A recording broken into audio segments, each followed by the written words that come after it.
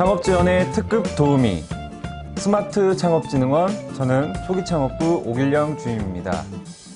오늘은 2020년도 창업성장기술개발 사업 디딤돌 창업과제 1차 공고에 접수하실 창업진흥원 추천기업분들의 사업계획서 작성에 도움을 드리고자 R&D 사업계획서 온라인 특강을 준비했습니다. 원래 직접 대표님들을 모셔서 특강을 하고 또 개별 멘토링을 통해서 많은 도움을 드리려고 했으나 코로나19 확산 방지를 위한 공공분야 지침에 따라 이렇게 온라인으로 대표님들을 만나 뵙게 되었습니다. 그럼 본격적으로 사업계획서 특강을 진행하겠습니다. 오늘 여러분 앞에 모시는 강사분은 경상대학교 경영정보학과 교수님으로서 한국경영학회와 한국창업학회 회장을 맡고 계시며 R&D 관련 유관기관의 여러 특강을 출강하고 계시는 정대율 교수님이십니다. 오늘 정대율 교수님께서는 크게 세 파트로 R&D 사업계획서 작성 개요와 기술성 전개 방법, 또 사업성 전개 방법에 대해서 어떻게 작성해야 하는지 안내해 드리도록 하겠습니다. 그럼 정대율 교수님을 모시도록 하겠습니다. 안녕하세요. R&D 사업계획서 작성 방법 강의를 맡은 경상대학교 경영정보학과 정대율 교수입니다. 이 강의는 크게 세 가지 영역으로 나누어져 있습니다. 첫 번째 시간에는 사업계획서 작성에 대한 기본적인 개요에 대해서 말씀드리겠습니다. 그리고 다음 시간에는 기술성 분석에 관하여 말씀드리고 마지막 시간에는 사업화와 관련된 사업성에 대해서 말씀드리도록 하겠습니다. 사업계획서라는 것은 무엇이겠습니까? 바로 이 사업계획서는 사업을 수행하기 위해서 필요한 하나의 항해 지도와 같다고 할 수 있겠습니다. 또 다른 관점에서는 사업계획서는 하나의 평가 자료이고 하나의 판매 서류라고 할 수 있겠습니다. 즉 사업계획서라는 것은 회사의 목표가 무엇인지를 설명하고 향후 이 목표를 달성하기 위해 어떠한 수단을 사용할 것인가를 설명하는 서류라 할 수 있겠습니다. 사업계획서는 크게 두 종류로 나눌 수 있겠습니다. 먼저 창업 사업계획서와 두 번째는 R&D 사업계획서로 나눌 수 있겠습니다. 창업 사업계획서는 신규 창업을 위해서 기업의 어떤 비전이나 전략, 그리고 신제품 개발이나 시장 개척, 생산 계획, 자금 조달, 그리고 운영 계획 등을 기술한 것이라 할 수 있겠습니다. 두 번째로 R&D 사업계획서는 정부 등 연구개발 과제를 수주하기 위하여 기술 개발과 사업화를 중심으로 기술하는 것이 되겠습니다. R&D 사업계획서는 크게 기초과학 연구와 관련된 사업계획서, 그리고 응용기술 연구, 그리고 시제품 개발 연구로 나눌 수 있겠습니다. 그리고 작성 방법이나 기준은 보고서형, 즉 기술형 형태일 수도 있고 또는 발표를 위한 제시형, 즉 프레젠테이션형일 수 있습니다. 여러분들께서 보시는 이 슬라이드는 연구개발 과제의 일반적인 기획 프로세스를 나타냅니다. 연구개발 과제 기획은 크게 5단계로 나눌 수 있겠습니다. 첫 번째는 전략적 목표 설정, 그리고 두 번째는 환경 분석 및 여건 파악, 그리고 세 번째 단계는 대안 검토 및 최적 대안의 선정, 그리고 네 번째는 세부 실행 계획의 작성, 그리고 마지막으로 실천 계획에 따른 실천 및 모니터링 단계로 나눌 수 있겠습니다.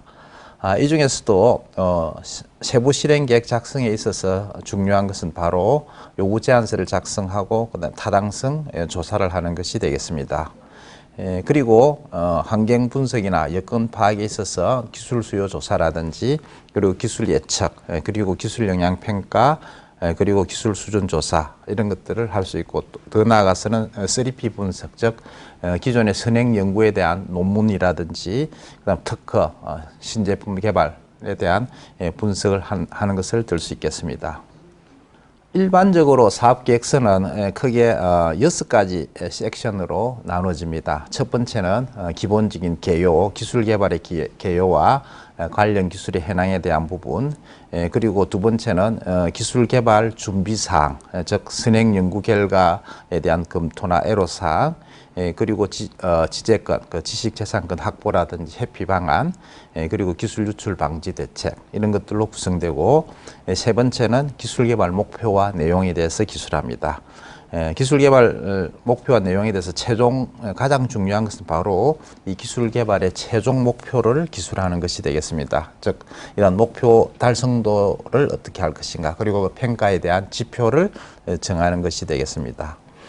그리고 네 번째는 연구 인력에 대한 구성이나 연구 시설 및 장비 또는 보유하고 있는 장비 현황에 대한 파악이 되겠습니다. 그리고 다섯 번째는 기술 개발을 통해서 사업화를 어떻게 할 것인가에 대한 부분이 되겠습니다. 사업화와 관련돼서는 첫 번째 사업화 목표를 정하고, 그리고 국내외 시장 현황이나 현황 파악, 그리고 기술 개발의 활용에 따른 사업화, 즉 제품화라든지 양산 및 판로계, 투자 계획 등을 적는 부분이 되겠습니다. 더 나아가서는 해외 시장 개척이라든지 고용 창출 부분에 대해서도 기술하게 됩니다. 그리고 제일 마지막 섹션에는 주로 사업비와 관련된 연차별 사업비, 투자 계획 부분들을 주로 작성하게 되겠습니다. 지금부터는 R&D 사업 계획서 작성에 대한 간단한 가이드라인을 제시하도록 하겠습니다. 첫 번째 무엇보다도 중요한 것은 이 R&D 사업 과제에 대한 명칭을 정하는 것이 되겠습니다. 이 과제 명칭은 과제의 핵심 내용을 보다 더 명확하고 쉽게 또 그리고 간결하게 표현해야 됩니다. 일반적으로 과학적, 기술적으로 표현 가능한 어떤 쉬운 용어들을 사용하고 정보 공개에 적합해야 한다고 할 수 있겠습니다. 일반적으로 5개의 R&D 속성을 보면 먼저 R&D의 목적, 그리고 적용 대상, 그리고 R&D 목표, 그리고 R&D 목표 달성을 위한 기술 수준, 그리고 R&D 단계로 나눌 수 있겠습니다. 이때 R&D 목표는 보다 더 수치화해서 명확하게 제시할 필요가 있습니다. 따라서 이러한 과제명은 어떤 의도적으로 모호함을 나타내는 과제명 자체가 보다 더 명확해야 되고, 모호성은 배제되어야 된다고 볼 수 있겠습니다. 두 번째로 R&D 결과물과 기술적 또는 직접적으로 연관성이 적은 용어를 사용해서는 안 됩니다. 그리고 너무 화려한 미사여구를 사용하지 않는 것이 좋습니다. 예를 든다면 고부가가치, 차세대, 첨단, 녹색, 그린 등 이와 같은 것들은 가능하면 우리가 기본적으로 보다 더 구체적인 형태로 나가야 될 것입니다. 이 슬라이드에서 보시다시피 예를 들면 초고속 열차 이렇게보다는 구체적인 400km 시속 400km 초고속 열차 이와 같이, 또는 저전력 이런 애매한 용어보다는 시간당 10W 전력 소비와 같이 보다 더 구체적인 용어를 사용함으로써 이 과제명에 대한 목적을 쉽게 이해할 수 있어야 됩니다. 그리고 이 주제어는 보통 60자 이내로 하는 것이 좋다고 봐집니다. 여러분들께서 이 보시면 현재 과제명 작성에 대한 몇 가지 가이드라인을 제시하고 있습니다. 이 표에서 보시면 첫째 R&D의 목적, R&D의 목적을 표현하기 위해서는 무엇을 위한 이와 같이 구체적으로 표시하는 것이 좋을 것이고, 오른쪽 표에서 보시다시피 그 작성 사례를 볼 수가 있겠습니다.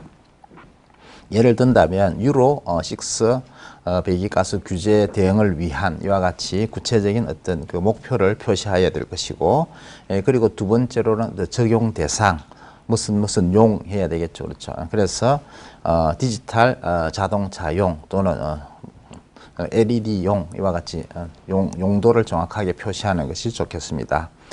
그리고 세 번째로 R&D의 목표를 명확하게 해야 된다. 즉 주로 이제 기술과 관련된 부분이 되겠죠. 그래서 예를 든다면 엔진 시스템 기술과 같이 하나의 그 구체적인 기술을 명시하는 것이 중요하다고 할 수 있겠습니다. 그리고 R&D 목표 수준, 즉 연구를 통해서 R&D를 통해서 달성하고자 하는 목표 수준을 보다 더 명확히 할 필요가 있다고 보아집니다. 그리고 마지막으로 이 R&D가 기초 연구인지 또는 응용 또는 개발인지에 따라서 그 단계를 표시하는 것도 좋다고 보아집니다. 따라서 이와 같이 5가지 속성을 적용하여 과제명을 보다 더 명확하게 표현할 필요가 있다. 그래서 일반적으로 R&D 목적이 좀 불명확한 이런 과제명을 적는 경우가 많습니다. 그래서 여러분들 이 슬라이드에서 보시다시피 예를 든다면 이런 거죠. 유무선 통합 중계기용 60기가급 밀리미터 뭐 이와 같은 어떤 명칭을 쓰기보다는 오른쪽과 같이 66 DPS 무선 멀티미디어 통신 서비스 제공을 위한과 같이 보다 더 이 목적을 명확하게 하는 것이 좋다고 봐집니다. 그리고 적용 대상에 있어서도 적용 대상을 보다 더 명확하게 할 필요가 있겠죠. 여기서 보시면 IT 조명 통신 융합을 위한 LED용과 같이 어떤 특정한 적용을 명확하게 하는 것이 좋다고 봐집니다. 세 번째로 주로 이제 목표나 단계를 보다 더 명확하게 해야 된다 했죠. 그래서 지금 오른쪽에서와 같이 특정한 어떤 R&D 목표, 즉 아토피 및 염증성 대장염 치료제와 같이 그리고 그것이 R&D 어떤 단계인가, 원천 기술이냐 아니면 응용 기술이냐에 따라서 그 단계를 표시하는 것도 좋다고 보아집니다. 그리고 마지막으로 목표하는 어떤 수준 을 명확하게 할 필요가 있다. 그래서 R&D의 또 목표, 또 기술 수준을 보다 더 명확히 할 필요가 있다고 보아집니다. 그리고 R&D 목표 어떤 수준뿐만 아니라 단계를 보다 더 명확하게 할 필요가 있습니다. 그래서 어떤 단계인가, 즉 목표와 단계를 보다 더 명확하게 한 사례가 이 슬라이드에서 볼 수 있겠습니다. 예를 든다면 모바일 영상 서비스 제공을 위한 초경량 또는 최고 몇 밀리그램 비디오 보호와 기초 원천 기술 개발 이와 같이 R&D 목표나 그 다음에 R&D 단계를 명확하게 표시함으로써 이 과제를 명칭만 보더라도 이 과제가 무엇을 한다라는 것을 쉽게 이해할 수 있어야 되겠습니다. 일반적으로 정부 R&D 사업의 지원 범위와 를 본다면 어떤 기초 연구, 그다음에 실험실 어떤 규모 수준의 그다음 파일럿 규모 그리고 대량 생산 수준으로 본다면 주로 이제 기초 연구는 대학에서 기초 연구나 실험실 규모에서는 대학에서 한다고 볼 수 있고 일반적으로 파일럿 규모나 대량 생산은 좀 일반 기업에서 수행한다고 볼 수 있겠습니다. 그래서 이러한 지원 범위를 명확하게 이해할 필요도 있겠습니다. 지금부터는 정부 R&D 지원 사업에 대한 기본적인 몇 가지 팁을 드리도록 하겠습니다. 먼저 기본적으로 국내 최고 또는 어떤 세고 최고의 수준의 기술 개발을 지향해야 되겠죠. 그를 통해서 어떤 수입 대체라든지 이 분목 개발에 대한 어떤 명확한 목표를 제시하는 것이 필요하다고 보아집니다. 그리고 두 번째로 충분한 사업 준비나 기반 구축이 필요하다고 보아집니다. 그래서 주로 이제 초기에 충분한 어떤 그 연구 개발이 되어 있음을 보여주고, 그리고 충분한 시설과 인력 또는 뭐 특허 이런 것들을 보유하고 있다라는 것을 표시할 필요가 있습니다.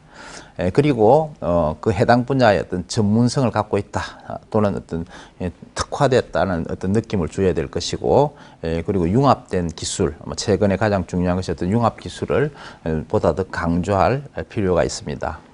마지막으로 R&D 사업 계획서 작성에 있어서 주요 몇 가지 포인트를 종합적으로 정리하여 보겠습니다. 제일 먼저 목표 및 연구 내용을 보다 더 명확하게 설정하고 실제로 시연 가능한 R&D 계획을 수립해야 되겠죠. 그리고 두 번째로 연구의 내용과 조화되게 기술 개발 사업비를 정확하게 추정하는 것도 대단히 중요하다고 봐집니다.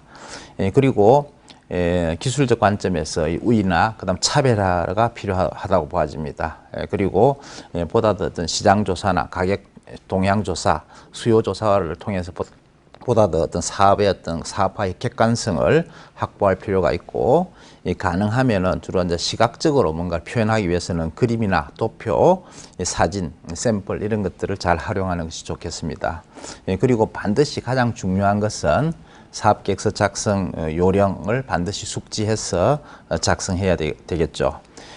그리고 공고 시에 첨부된 RFP라든지 기획보고서 등을 반드시 참고해야 될 것이고, 그리고 관련 규정, 그리고 운영 요령, 특히 관리 지침 등을 명확하게 숙지할 필요가 있겠습니다. 이상으로 R&D 사업계획서 작성에 대한 기본적인 개요에 대해서 말씀드렸습니다. 감사합니다.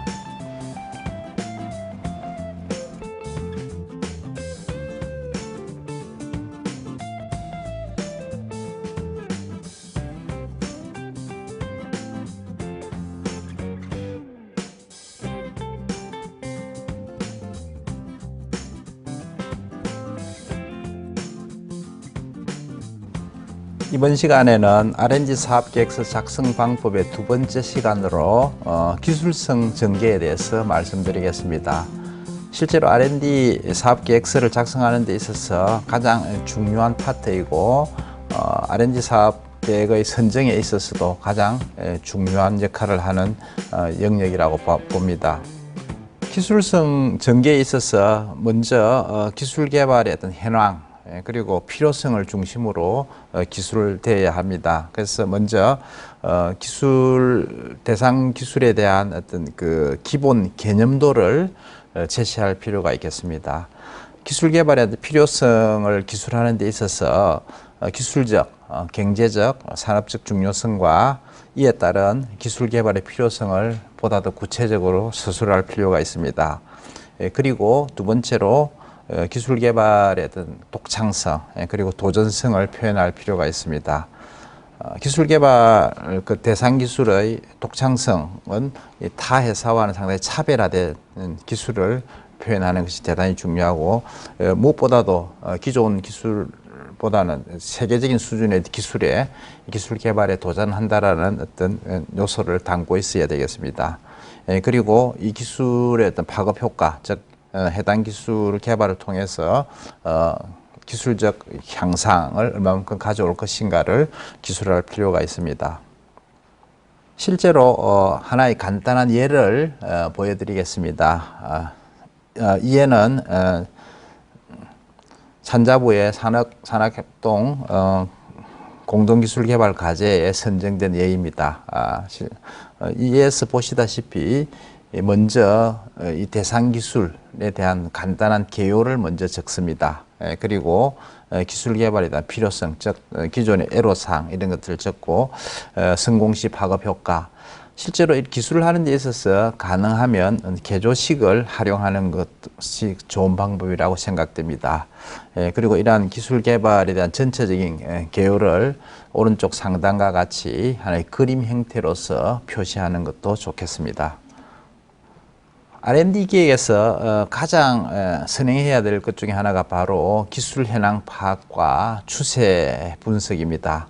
실제로 기술 개발에 있어서 타당성 분석을 통해서 새로운 사업 기회의 창출은 물론이고 이러한 불확실성의 제거를 통해서 연구 동향이라든지 선행 연구 정보 분석 그리고 경쟁 기술 모니터링 그리고 미래 유망 기술이라든지 산업 분석 정보 등이 필수적으로 요구된다고 할 수 있겠습니다.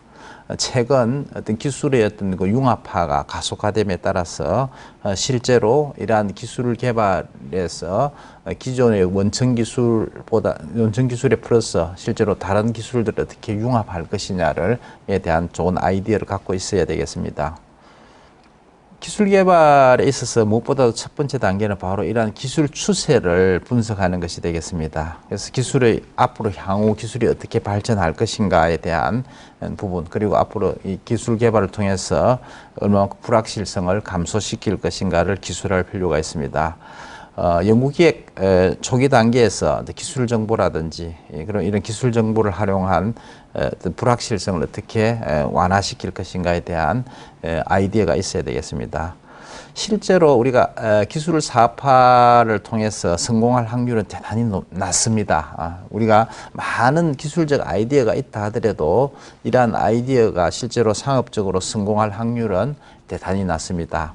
오른쪽 그림과 같이 실제로 아이디어의 3,000개 정도의 아이디어가 논다면 그 중에 1개 정도가 상업적으로 대박을 낸다고 볼 수 있겠습니다. 실제로는 3,000개 중에서 한 10분의 1 정도가 실제로 뭐 어느 정도 받아들일 만한 아이디어가 될 것이고 그 중에서 한 120개 정도가 하나의 프로젝트화 할 수 있고 실제로 그 중에서 이제 10개 미만이 실제로 하나의 개발을 할 수 있는 아이템으로 볼 수 있겠습니다.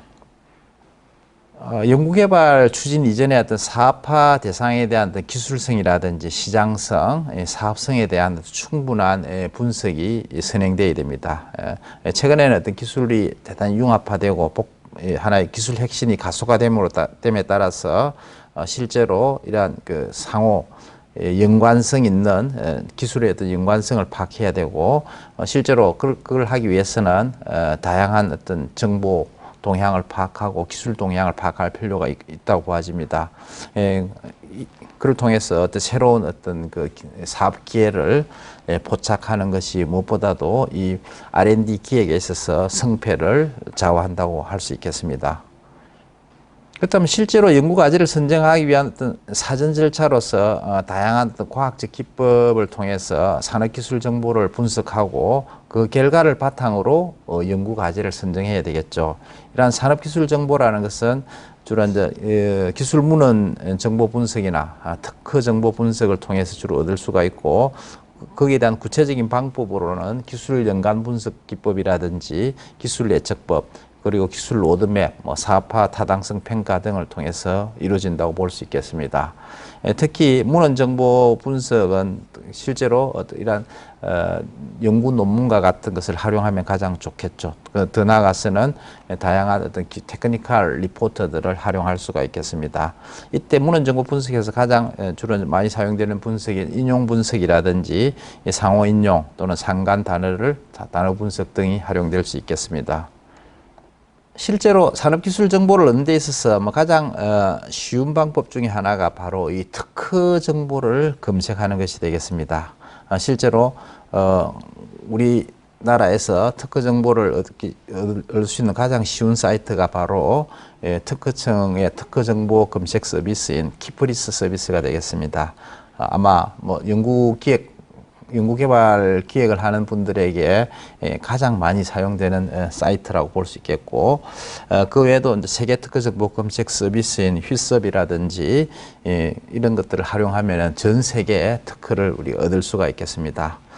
이러한 특허 정보들은 어떤 기술 수준을 파악하고 또 최신 어떤 기술 동향을 파악하고 또는 기술 예측을 하는데 상당히 유용할 수도 있고 지금까지 개발된 기술들과 지금 자신이 개발하고자 하는 기술과의 어떤 차별성을 인식하는 데 있어서도 대단히 유용하다고 볼 수 있겠습니다.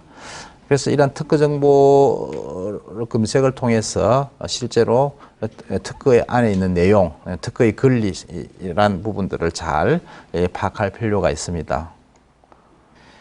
다음으로 관련 기술에 대한 국내외 기술 개발 현황이라든지 그다음 트렌드라든지 정부 정책의 방향 그리고 그 문제점이나 향후 전망을 보다 더 객관적이고 그리고 구체적으로 기술할 필요가 있습니다.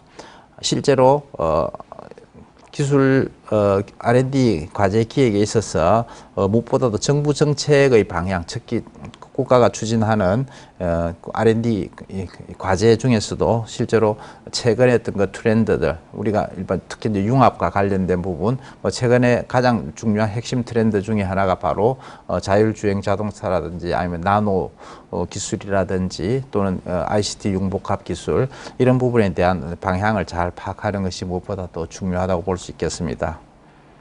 실제로 이제 기술 개발 이제 준비가 되면은 실제로 간단한 기술 개발 본인들이 얼마만큼 회사에서 준비가 되었는가를 파악할 필요가 있습니다. 그래서 실제로 사전에 어떤 선행 연구 결과나 이런 것들을 파악하고 나면은 본인의 어떤 역량을 자사의 역량을 얼마만큼 갖고 있느냐에 대한 파악도 필요하게 되겠죠.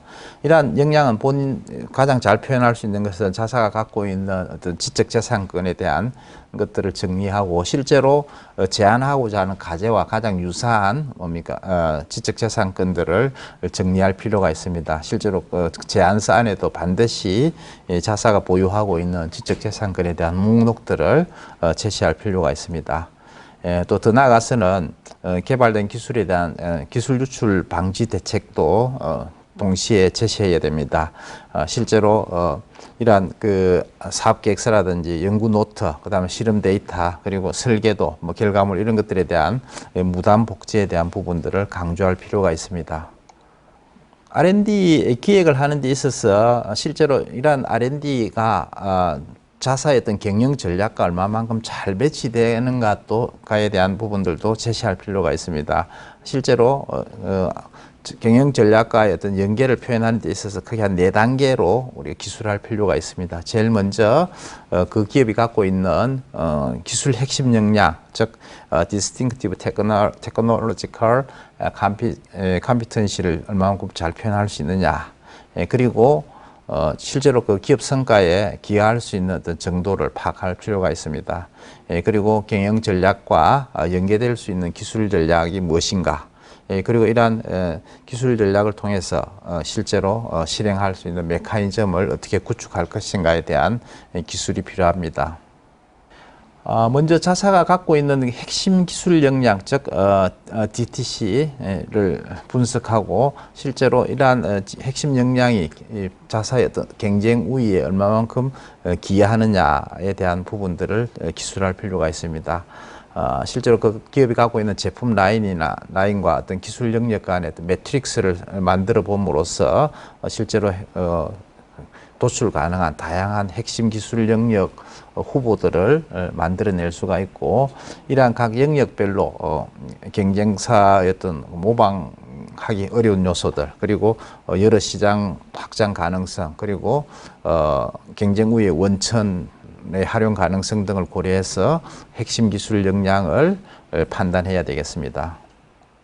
실제로 제안서 내에서는 실제 자사의 어떤 그 기술 개발 역량을 강조할 필요가 있습니다. 그래서 실제로 현재 보유하고 있는 특허나 그다음에 연구개발 인력의 어떤 프로필들을 강조하고 실제로 그 유사 분야에 얼마만큼 연구 실적이 있는가에 대한 것을 제시하고, 특히 연구 책임자의 어떤 역량, 즉 연구 책임자의 어떤 지금 현재 이 기술 개발과 관련된 어떤 그 역량들을 표현하거나 또는 학문적 배경도 같이 표현하면 좋겠죠.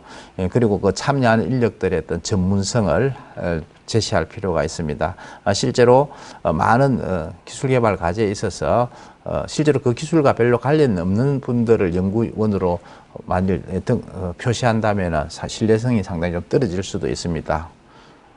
다음으로 사업계획서에서 가장 중요한 부분 중에 하나가 바로 자사의 어떤 기술적 차별화를 어떻게 표현할 것이냐의 문제입니다.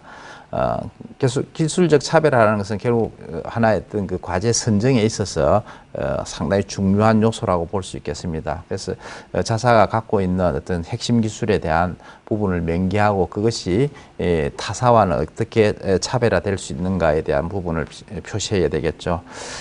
그리고 그 실제로 어떤 그 지적재산권과 관련돼서 지적재산권 확보 방안이라든지, 그리고 이러한 기존의 어떤 지적재산권과 어떻게 회피할 수 있는가, 이 회피 전략에 대해서도 반드시 명기하고, 마지막으로 실제로 확보된 기술에 대한 유출 방지 대책도 반드시 표기해야 된다고 보아집니다. R&D 사업 계획서 작성에 있어서 기술 분야에서 가장 중요한 것은 개발하고자 하는 기술의 어떤 기술 개발의 최종 목표를 제시하는 것입니다. 실제로 이러한 목표는 어떤 그 구체화된 어떤 수치 형태로 표현하는 것도 좋겠죠. 실제로 그런 목표들은 크게 본다면 한 3가지 정도 목표로서 나눠볼 수 있겠습니다. 기술적 개발 목표와 그리고 경제적 개발 목표, 그리고 국가산업적인 개발 목표로서 나눌 수 있겠습니다. 지금 보시는 슬라이드는 기술 개발 목표에 대한 간단한 예를 하나 보여주고 있습니다. 실제로 지금 여기 보시다시피 최종 목표를 이 슬라이드에서 보시면 이 과제의 경우에는 응력 부식 균열 저감을 위한 스테인리스 육각바 제조 기술 개발이라고 하고, 실제로 거기에 대한 세부적인 목표를 3가지를 제시하고 있습니다. 먼저 응력 부식 균열 방리 기구 개발, 그리고 전류 응력 저감 육각바 제조 기술, 그리고 시제품 생산 및 신뢰성 평가, 이렇게 세 가지로 나누고 있고, 이 각각의 목표별로 두 개의 하위 목표를 제시하고 있습니다. 그래서 이와 같이 이 목표를 최종 목표, 그리고 그다음 거기에 대한 세부 목표, 그것을 달성하기 위한 어떤 전략, 이런 것들을 기술할 필요가 있습니다. 다음으로 기술 개발 평가 및 평가 항목을 설정해야 됩니다. 그래서 최종 목표치에 대한 개량화된 하나의 평가를 위한 구체적인 항목을 제시하고, 거기에 따른 최종 목표치를 제시할 필요가 있습니다. 아래 표에서 보시다시피 실제로 거기에 따른 최종 기술 개발을 통해서 원하는 어떤 성능 지표를 표시하고, 거기에 따른 어떤 최종 개발 목표, 그리고 그 목표가 세계적인 최고 수준과 얼마만큼 차이가 있는가를 나타낼 필요가 있다고 보아집니다. 그리고 이러한 것을 어떻게 측정할 것인가에 대한 객관적인 측정 방법도 제시할 필요가 있습니다. 실제로 우리가 평가를 하는 데 있어서 이러한 주요 성능 지표나 이런 것들이 제대로 제시되어 있지 않거나 또는 개량화되어 있지 않을 때는 상당히 이 감점 요인이 될 수도 있습니다. 따라서 이러한 성능 지표를 보다 더 세분화시키고 거기에 따른 목표치를 보다 더 명확하게 제시할 필요가 있습니다. 지금 이 슬라이드는 거기에 대한 하나의 간단한 예를 제시하고 있습니다. 지금 이 슬라이드에서 보시다시피 실제로 지금 현재 프로젝트가 크게 한 9가지의 성능 지표를 제시하고 있고, 실제로 이렇게 많은 성능 지표를 제시하는 연구 과제는 제가 그렇게 많이 보지는 못했습니다. 그렇지만 보통 최소한 3개 정도의 이 성능 지표를 제시하고 거기에 따른 최종 목표, 그리고 세계 선진국 수준의, 세계 최고 수준의 수준과 서로 비교할 필요가 있고, 더 나아가서는 객관적으로 어떻게 측정할 것인가에 대한 측정 방법들이 보다 더 명확해야 된다고 보아집니다. 따라서 이러한 측정에 대한 측정 도구나 측정 방법을 정확하게 제시함으로써 거기에 따른 최종 목표의 달성치를 연구 성과 평가에서 쉽게 활용할 수 있어야 되겠습니다. 최종 목표가 선정되고 나면 다음으로 기술 개발에 대한 구체적인 내용과 범위를 설정해야 되겠죠. 그래서 구체적인 그 연구의 내용을 기술하고, 연구의 내용을 보다 더 하나의 그 보다 더 쉽게 이해하기 위해서는 하나의 표라든지 그림, 그래프를 이용하는 것이 좋다고 보아집니다. 실제로 수행하고자 하는 연구의 내용이 상당히 양으로 본다면 상당히 많기 때문에 그러한 것들을 보다 더 압축해서 나타내고, 또는 이러한 그 결과를 지금 현재 그림에서 보시다시피 하나의 그림 형태로서 제시하는 것은 좋은 방법이라고 보아집니다. 그리고 가능하면 연구의 내용들을 개조식으로 작성해서 한눈에 쉽게 볼 수 있도록 하는 것도 좋은 방법이라고 보아집니다. 다음으로 기술개발 추진 방법과 전략에 대해서 간단하게 설명을 드리도록 하겠습니다. 실제로 R&D 사업계획서의 구체적인 추진 방법, 그리고 추진 전략에 대해서 또 이어서 추진 체계, 이런 부분들이 구체적으로 제시되어야 됩니다. 그래서 실제로 개발 목표를 달성하기 위해서 어떤 걸 활용하고 또 어떻게 수행할 것인가에 대한 구체적인 것들이 기술되어야 됩니다.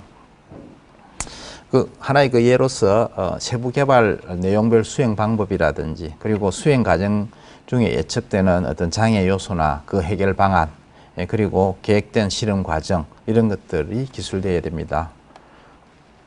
다음으로 기술 개발에 대한 추진 체계를 하나의 그래프 형태로 제시하면 좋겠습니다. 오른쪽 그림과 같이 실제로 기술 개발 추진 체계를 각각의 활동들을 제시하고, 이러한 활동들이 어떻게 상호 연관되어 있는가를 하나의 그래프 형태로서 제시하면은 이러한 기술 개발 추진 체계를 일목요연하게 볼 수 있다고 보아집니다.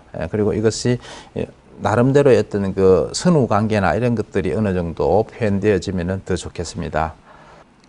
그리고 기술 개발 추진 방법이나 추진 체계를 제시하는 데 있어서 각 여러 기관이 참여한다면, 예를 든다면 위탁기관이나 또는 다른 수요처 또는 외부 용역을 하는 기관이 있다면은 거기에 대한 역할을 보다 더 명확하게 할 필요가 있습니다. 특히 연구에 참여하는 위탁기관이나 또는 하나의 또 다른 어떤 수요 외주 용역을 하는 기관이 있다면은 거기에 대한 구체적인 내용을 기술해야 됩니다. 그리고 구체적인 인력에 대한 활용 방안에 대해서도 실제로 주관기관과 참여기관 간의 어떤 활용 방안을 구체적으로 제시하고 그에 따른 역할 관계를 명시하고 그에 따른 비중 이런 것들도 표현할 필요가 있겠죠. 다음으로 실제로 연구과제를 수행하는 데 있어서 어떤 장비를 사용할 것인가, 그리고 자사가 보유한 기자재가 어떤 것이 있는가를 쭉 리스트업을 하고 실제로 그러한 장비들을 어떻게 활용할 것인가에 대한 세부적인 실행 계획도 반드시 제시되어야 됩니다. 지금 현재 이 슬라이드에 보시면은 지금 앞에 어떤 사례에서 각각의 장비별로 그 활용 방안들을 간단하게 이와 같이 개조식으로 작성하는 것도 좋은 방법이라고 보아집니다. 그래서 각 장비별로 활용 방안에 대해서 2줄 내지 3줄 정도의 어떤 활용 방안을 간단하게 제시하면 좋겠습니다.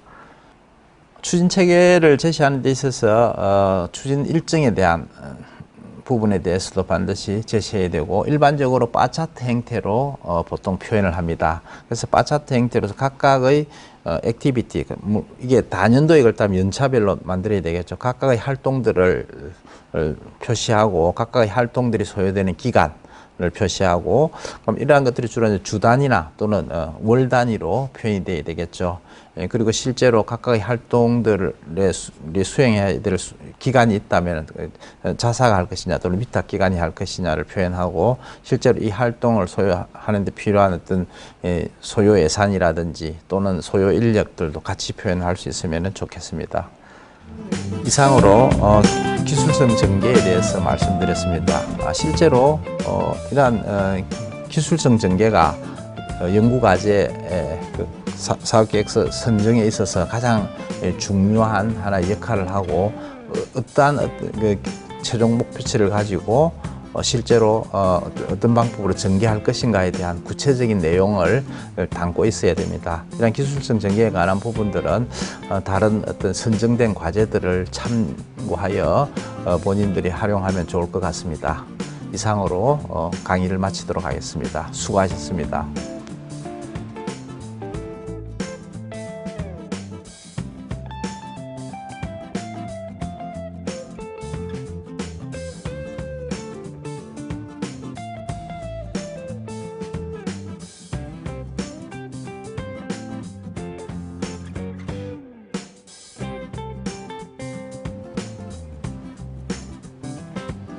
이번 시간에는 R&D 사업계획서 전개의 3번째 시간으로 사업성 전개에 대해서 말씀드리겠습니다. 실제로 기술성 전개 단계에 이어서 자사의 어떤 역량을 표현했다면, 다음으로 이 개발된 제품을 어떻게 사업화할 것인가, 그리고 그걸 통해서 실제로 시장에서 어떻게 출시할 것이냐가 대단히 중요한 요소가 되겠습니다. 지금 이 슬라이드에서 보시다시피 연구개발 성과를 크게 한 3단계로 나눠볼 수 있겠습니다. 실제로 R&D에 대한 어떤 인풋이 있고, 이러한 인풋은 주로 이제 그 연구비라든지 연구 인력 이런 것들이 되겠죠. 그러면 거기에 따른 아웃풋으로서 연구 성과물이 나올 것이고, 연구 성과물의 형태로는 주로 이제 특허라든지 시제품 이런 것들이 되겠죠. 그러면 그 다음 단계에서 한 것이 이제 곧바로 연구 성과를 활용한 하나의 어떤 제품의 개선, 제품을 개발한다든지 이런 것이 될 것이고, 이걸 통해서 실제로 하나의 경제적 효과를 가져오는 것이 되겠죠. 그래서 크게 본다면 1차적인 성과와 2차적인 성과로 나눠진다고 볼 수 있겠습니다. 주로 1차적 연구개발의 성과는 주로 이제 과학적인 성과로 볼 수 있고, 2차적 성과로는 주로 이제 경제적인 성과, 더 나아가서는 사회문화적인 파급 효과로 볼 수 있겠습니다. 따라서 연구개발 성과를 크게 5가지로 나눈다면은 과학적인 성과와 기술적 성과, 그리고 경제적 성과, 사회적 성과, 그다음 인프라 성과로서 나눌 수 있겠습니다. 과학적 성과라는 것은 연구개발을 통해서 직접적으로 나타나는 과학적인 발전을 말하고 또 어떤 새로운 기술의 개발을 얘기할 수 있겠습니다. 주로 이런 것들은 이제 논문이나 주로 이제 특허 형태로 얻을 수가 있겠습니다. 더 나아가서 이제 기술적인 성과는 이런 기술을 통해서 실제로 제품화를 가져오는 것이 되겠죠. 그래서 이런 기술적 성과를 통해서 실제로 시제품을 출시한다든지 이런 결과를 가져올 수 있다고 보아집니다. 그리고 경제적 성과는 이 제품을 시장에 출시함으로써 얻을 수 있는 직접적인 매출 증대라든지 또는 일자리 창출 이와 같은 형태들이 되겠죠. 그리고 사회적 성과는 기업의 어떤 활동을 통해서 일자리가 만들어진다든지 또는 과학 문화의 어떤 발전 이런 것들로 설명되어질 수 있겠습니다. 실제로 연구개발을 통해서 얻을 수 있는 가장 중요한 것은 곧바로 제품 개발과 사업화가 되겠습니다. 실제로 하나의 신제품이 만들어지고 이걸 통해서 실제 시장에 제품을 출시하는 과정이 바로 기술 사업화다라고 할 수 있겠습니다. 그래서 제품 개발이라는 것은 결국 어떤 시제품 형태로 만들어진 것을 실제로 시장에서 테스트 마케팅을 거쳐서 소비자가 수용되어진다면 그것을 제품화하고 그리고 초창기에는 주로 이제 어떤 그 소량 단위의 어떤 제품을 생산해서 나중에는 양산할 수 있는 체제를 구축하는 것이라고 볼 수 있겠습니다. 즉 이러한 제품의 개발을 통해서 결국은 하나의 그 투자를 통해서 하나의 기업의 어떤 그 매출액 증대라든지 기업의 성장을 가져온다고 볼 수 있습니다. 따라서 이런 사업화 단계에서 사업화 계획에서 중요한 것은 곧바로 어떤 투자 계획이라든지 그다음에 생산 계획이라든지 판매 계획, 특히 이제 수출 계획 이런 것들이 되겠죠. 기술 사업화 전개를 하는 데 있어서 가장 첫 번째 단계가 곧바로 사업화 목표를 명확하게 설정하는 것이 되겠습니다. 사업화 목표에 있어서 가장 중요한 것은 곧바로 이 제품 개발을 통해서 또 연구 개발의 어떤 그 성과물인 제품 개발을 통해서 실제로 시장에서 시장 점유율을 얼마만큼 가져올 것인가, 또 그걸 통해서 매출액 증가를 얼마만큼 가져올 것인가가 되겠죠. 이와 같이 그 제품을 통한 직접적인 성과 외에도 조직 기업 전체적인 어떤 총 매출액 증가와도 연관성이 있습니다. 그래서 일단 총 매출액 증가를 얼마만큼 가져오고 또 더 나아가서 실질적으로 이 제품화를 통해서 얼마만큼 매출의 어떤 또는 그 매출액 증가를 가져올 것이냐를 에 따른 목표치를 정확하게 설정하는 것이 필요하다고 보아집니다. 그 외에도 매출액 외에도 어떤 그 기술료를 받는다든지 또는 기술 이전을 통해서 기술료를 받을 수 있기 때문에 기술료라든지 이런 부분들도 고려를 할 수 있겠고 또 더 나아가서는 사업화를 통해서 얻을 수 있는 여러 가지 직간접적인 성과들을 하나의 목표치로 잡을 수 있겠습니다. 사업화 목표에 대한 목표를 설정한다면 거기에 대한 구체적인 근거를 제시할 필요가 있습니다. 물론 매출액은 주로 시장 점유율을 통해서 시장 점유율을 통해서 주로 매출액 수준을 파악을 할 수가 있고 또 더 나아가서는 뭡니까 시장 조사 이런 것들을 통해서 보다 더 구체적인 어떤 사업화를 통한 매출액 증가를 우리가 예측할 수가 있겠죠. 실제로 이러한 구체적인 근거를 제시한다는 것은 상당히 어려운 것 중에 하나입니다. 물론 추정치이긴 하지만 이러한 근거를 명확하게 제시해야만이 어떻게 보면 사업화 계획에 있어서 그것이 보다 더 타당하고 논리적이라고 할 수 있겠죠. 이러한 근거를 만드는 데 있어서 무엇보다 중요한 것은 곧바로 시장에 대한 분석이 대단히 중요하다고 볼 수 있겠습니다. 즉 시장 분석과 그 산행 단계인 전체적인 거시 환경 분석이 중요하다고 할 수 있겠죠. 거시 환경 분석은 크게 한 4가지 관점에서 이루어진다고 볼 수 있겠습니다. 전체적인 어떤 사회적 변화, 즉 사회적 이슈나 동향 분석, 그리고 기술 변화, 즉 미래 기술에 대한 예측, 그리고 어떤 경제 환경 변화, 환경 분석, 그리고 법제도 변화 이런 부분에서 좀 거시적 관점에서 매크로한 관점에서 분석하는 것이 있고 두 번째는 직접적인 그 시장에 대한 분석, 즉 시장성이라든지 고객에 대한 분석, 그리고 경쟁사에 대한 분석, 이런 것들로 이루어진다고 볼 수 있겠습니다.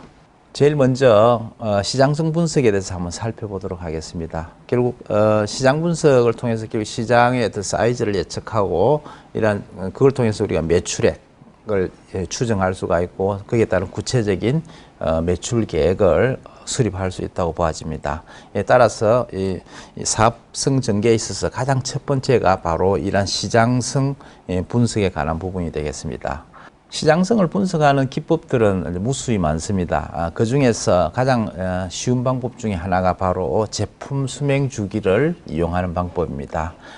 일반적으로 마케팅 교과서에 가장 많이 제시되고 있는 PLC, 즉 제품 수명 주기 분석법은 아마 잘 알려져 있고, 일반적으로 이러한 제품 수명 주기는 크게 한 4단계로 나눌 수 있겠습니다. 도입기, 성장기, 성숙기, 쇠퇴기로 나눌 수 있고, 일반적으로 신제품이 나온다면 도입기가 될 것이고, 이런 초창기 도입기에서 매출 성장은 상당히 낮습니다. 반면에 여기에 따른 시장 진입도 어렵겠죠. 그래서 이런 시장 진입이 얼마만큼 빨리 일어나느냐도 상당히 중요하고, 이 초기 시장을 진입하는 데 있어서 초기 수용자들이 얼마만큼 잘 수용할 수 있느냐 하는 부분들도 대단히 중요하다고 볼 수 있겠습니다. 이런 시장성 분석에 있어서 또 다른 것 중에 하나가 캐즘 이론이라는 것이 있습니다. 이 캐즘 이론은 실제로 초기 제품이 시장에 진출하였다가도 그것이 곧바로 어떤 그 시장에서 계속 성장하지를 못하고 수용이 제대로 일어나지 못해서 큰 절벽에 하나의 절벽에 봉착할 수도 있다라는 거죠.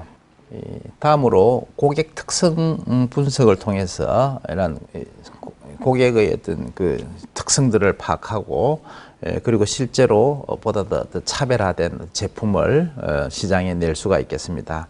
이런 고객 특성 분석에 있어서는 하나의 어떤 실제로 고객의 어떤 그 기본적인 베이스가 무엇인가, 그리고 고객이 어떤 가치를 갖고 있느냐 하는 것이 대단히 중요하다고 볼 수 있겠습니다. 그래서 고객이 추구하는 가치가 무엇인가를 파악한다는 것이 곧바로 고객 특성 분석에서 가장 중요하고, 또 고객 특성을 통해서 시장을 세분화한다든지 본인 회사가 정확하게 또는 이 개발한 제품이 정확하게 어느 시장에 타겟 목표적 시장을 둘 것이냐는 것을 분석할 수가 있겠습니다.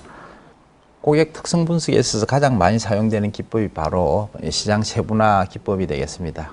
결국 시장 세분화라는 것은 여러 가지 방법을 통해서 이루어질 수 있습니다. 주로 인구 통계적 주로 남녀 또는 연령대에 따라서 또는 지리적 특성에 따라서 시장 세분화를 할 수도 있고, 또 다른 관점에서는 제품 관련 기준으로 브랜드 충성도라든지 또는 인지된 혜택, 성능이나 서비스와 같은 인지된 혜택을 중심으로 해서 시장 세분화를 할 수도 있습니다. 또 다른 관점에서는 어떤 고객의 어떤 특성, 어떤 산업재와 같은 경우는 소비재와는 조금 다른 형태의 시장 세분화 방법이 필요합니다. 이런 경우에는 주로 이제 고객 특성을 기준으로 해서 회사의 규모라든지 지리적인 위치, 산업 유형에 따라서 시장 세분화를 할 수 있겠습니다. 다음으로 고객 분석에 있어서 중요한 식으로 고객 가치 분석 기법이 되겠습니다. 실제로 이 제품에 대한 고객 가치가 높을수록 결국은 그 제품에 대한 충성도, 고객의 충성도가 높아지겠죠. 그래서 이런 고객 가치를 분석을 통해서 고객 가치에 대한 보다 더 높은 가치를 창출할 수 있는 제품을 만들어내는 것이 중요하다고 보아집니다. 고객 가치를 측정하는 방법은 여러 가지가 있을 수 있는데, 그 중에서 속성 비용 모델을 이용하는 방법 또는 목표 동기 모델을 이용하는 방법, 두 가지 방법을 지금 현재 설명을 드리겠습니다. 주로 이제 속성 비용 모델이라는 것은 결국은 고객의 어떤 가치라는 것은 주로 이제 고객이 기대하는 어떤 가치, 즉 그에 따른 서비스나 제품을 제공하기 위해서 들어가는 비용, 이 두 가지 관점으로 표현할 수 있겠죠. 즉 고객이 제품이나 서비스를 통해서 얻을 수 있는 기대 혜택에서 실제로 그 제품이나 서비스를 제공하기 위해서 소요되는 비용의 차이로서 표현할 수 있겠습니다. 반면에 목표 동기 모델은 고객이 무엇을 추구하느냐가 가장 중요한 요소가 되겠죠. 그래서 고객의 어떤 구매 동기가 무엇이냐를 파악하는 것이 중요하고, 이런 고객의 구매 동기에 초점을 둔 모델이 바로 목표 동기 모델이라 할 수 있겠습니다. 다음으로 시장성 분석에 있어서 중요한 것이 곧바로 경쟁사를 분석하는 것이 되겠죠. 실제로 경쟁사가 없다면 가장 좋겠죠. 이런 하나의 블루오션 상태에서. 그렇지만 실제로 현실은 그렇지가 못하겠죠.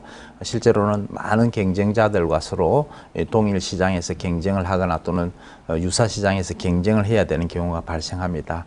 따라서 자신의 어떤 그 포지션, 이 제품을 시장에 내놨을 때 그 포지션을 어떻게 할 것이냐도 대단히 중요하다고 볼 수 있겠습니다. 그리고 이 마켓 쉐어를 얼마만큼 가져갈 것이냐 하는 부분에 대해서도 하나의 중요한 의사결정이 되겠죠. 그래서 이런 제품의 어떤 그 장점이나 단점들을 파악하고 실제로 이 개발된 제품을 어떤 포지션에 둘 것이냐, 시장의 어떤 포지션을 정하는 것도 중요하다고 볼 수 있겠습니다. 지금 현재 거의 하나의 단순한 그 포지션을 하는 방법으로서 포지셔닝 맵, 좌측의 그림과 같은 포지셔닝 맵을 이용함으로써 자사가 출시할 제품의 정확한 포지셔닝을 정하는 것도 중요하다고 볼 수 있겠습니다. 그렇다면 이제 경쟁사 분석에 있어서 이 경쟁사에 대한 정확한 정보를 수집하고 경쟁사에 대한 사업 계획을 간파하는 것도 대단히 중요하겠죠. 실제로 경쟁사를 분석하는 주요 요소로서는 경쟁사의 어떤 그 현재 전략이 무엇인가, 그리고 경쟁사의 역량은 어떻느냐, 자사와 역량과 비교해서 장점 또는 약점, 강점을 서로 파악하고 여기에 따른 적절한 대응 전략을 만드는 것이 중요하다고 볼 수 있겠습니다.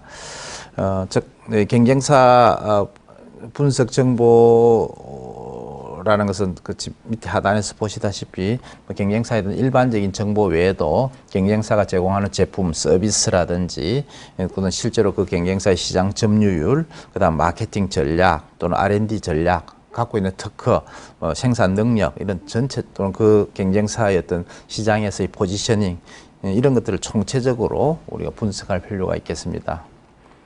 이러한 어떤 세 가지 관점에서 분석이 이루어지고 나면 실질적으로 이제 실제로 사업계획서 전개를 하기 위해서는 이런 구체적인 사업계획서 작성에 있어서 구체적인 그 시장을 파악하고 그다음에 객관성 있는 근거 자료를 만들어낼 수가 있겠죠. 그래서 객관성 있는 산출 근거를 위해서는 개발 대상의 기술에 대한 시장 규모를 제시하거나 또는 시장 규모 파악이 어려운 경우에는 사례라든지, 실질적으로 시장 규모 파악은 일반적으로 유명한 주로 이제 그 마케팅 조사 기관에서 발간하는 자료들을 활용할 수가 있습니다. 그렇지만은 그러한 자료를 활용하기 어려운 경우에는 사례라든지 또는 소비자 조사라든지 또는 어떤 관련 논문이라든지 뉴스 이런 것들을 활용할 수도 있겠죠.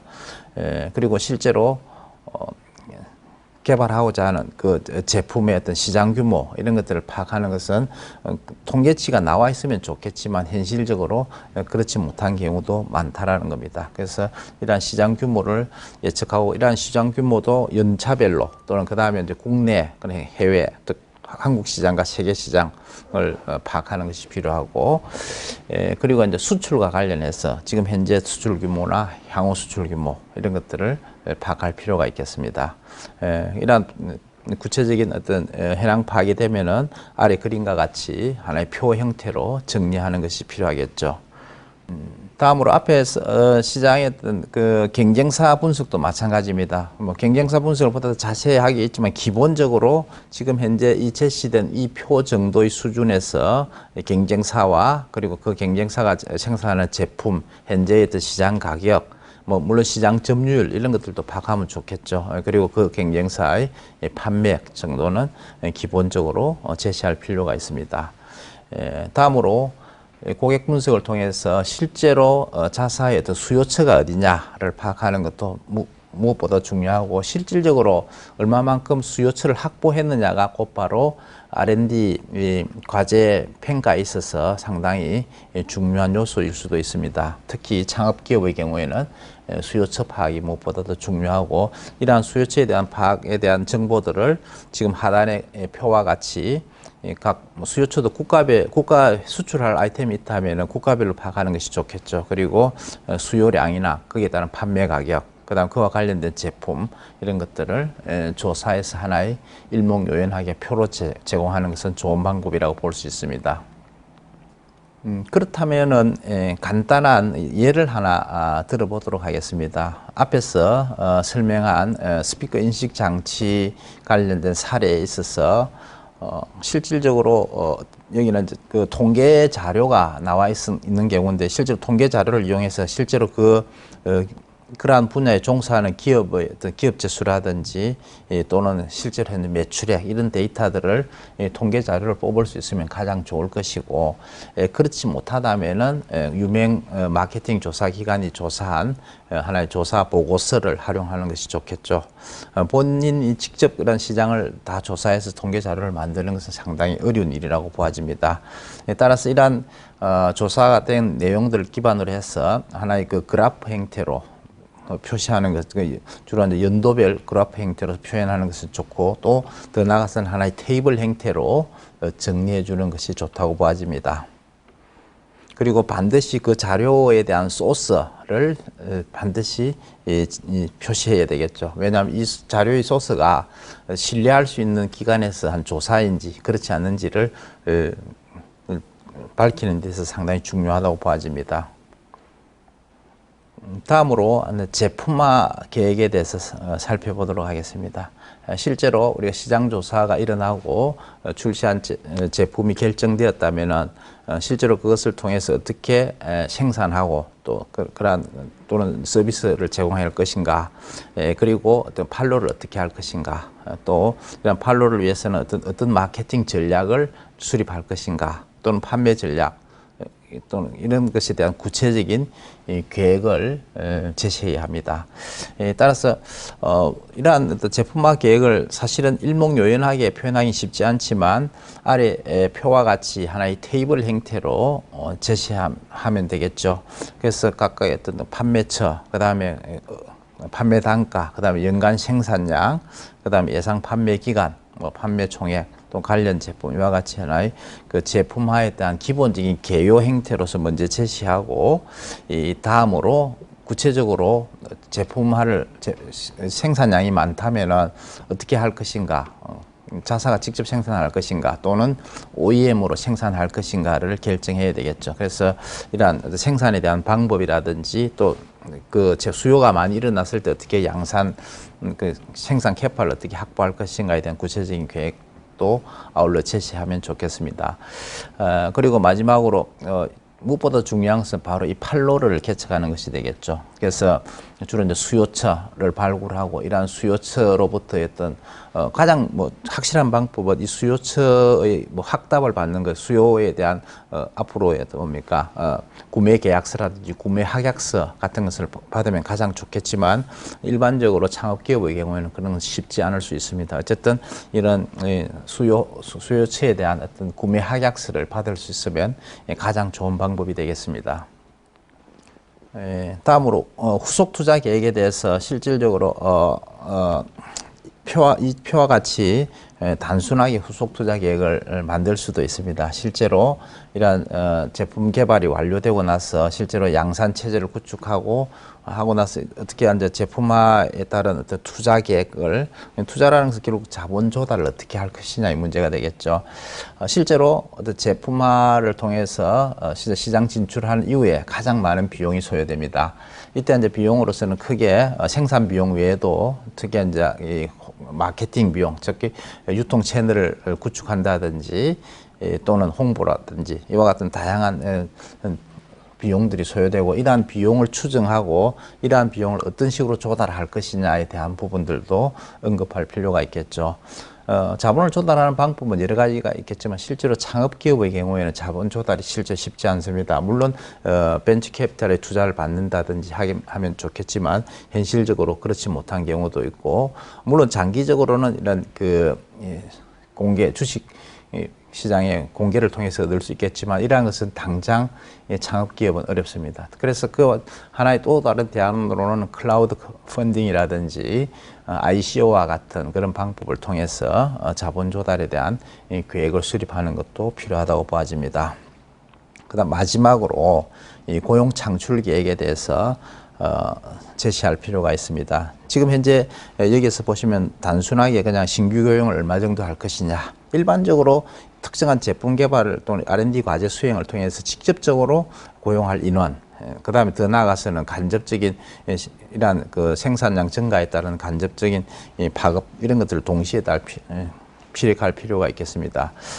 그리고 실제로 이런 그 고용에 따른 그 장기적인 중장기 또는 5년 정도의 고용 계획을 제시할 필요가 있고, 더 나아가서는 기술 인력에 대한 어떤 교육을 어떻게 할 것인가, 그 다음에 이런 R&D 성과를 어떻게 공유할 것인가, 그리고 실제로 종업원들의 동기부여를 위해서 어떻게 스탁옵션 제도를 도입할 것인가, 이런 다양한 내용들을 기술할 필요가 있고, 가장 중요한 것 중에 하나가 바로 청년들을 주로 채용하는 것과 관련해서는 내일 채용 공제, 특히 청년 내일 채용 공제에 대한 이런 부분들에 대해서도 특히 이제 창업기업의 경우에는 기술하는 것은 상당히 좋은 방법이라고 보아집니다. 지금 이 슬라이드는 마지막 사업화 계획에 대한 간단한 하나의 그 요약표로서 지금 제시를 하고 있습니다. 실제로 어떤 개발하고자 하는 제품에 대한 연도별 제품, 실제로 어떤 특정한 제품을 생산하면 거기에 대한 후속된 어떤 보다된 어드밴스된 제품들을 만들 수가 있고, 두 번째는 이제 투자 계획에 대해서 특히 이제 소요 인원이라든지 제조 시설, 생산 시설 또는 시험 시설을 어떻게 확보할 것이냐에 대한 부분, 특히 이제 생산 캐파를 얼마만큼 늘릴 것이냐, 또 더 나아가서 이제 판매액에 이와 같이 하나의 일목요연한 한 표 형태로서 마지막에 제시함으로써 평가자들이 보다 더 쉽게 이해할 수 있게끔 해주시면 좋겠습니다. 이상으로 사업화 계획에 대해서 말씀드렸습니다. 실제로 기술 개발에서 성공했다 하더라도 그것이 실제로 시장에서 받아들여지는 데 있어서는 상당히 많은 난관이 봉착할 수 있고, 이러한 사업성 분석에 대한 사업화 계획에 대한 보다 더 철저한 계획이 필요하다고 보아집니다. 특히 주로 이제 마케팅 계획, 그 다음에 생산 계획, 그리고 투자 계획, 그리고 고용과 관련 인력 계획, 이런 부분에 대한 보다 더 철저한 계획 수립과 준비가 필요하다고 보아집니다. 이러한 사업계획서 잘 작성을 통해서 앞으로 여러분들이 국가의 R&D 과제도 잘 받으시고, 또 더 나아가서는 개발된 제품이 시장에서 성공하여 큰 성과를 이루어서 하나의 좋은 기업이 되었으면 좋겠습니다. 이상으로 저희 강의를 마치도록 하겠습니다. 수고하셨습니다. 네, 오늘 강의 잘 들으셨나요? 저는 이번 디딤돌 창업과제 연계 지원을 담당한 담당자로서 꼭 본 강의를 바탕으로 사업계획서 수정을 하셔서 반드시 최종 선정까지 되시길 간절히 염원하겠습니다. 뜨거운 열정과 기업의 R&D 역량으로 창업진흥원 추천 기업으로 선정되신 여러분들께 다시 한번 축하드리며, 기정원 SM텍에 게시된 공고문을 꼼꼼히 숙지하셔서 반드시 최종 선정까지 건승하시길 기원하겠습니다. 스마트 창업진흥원 초기창업부 오길영 주임이었습니다. 감사합니다.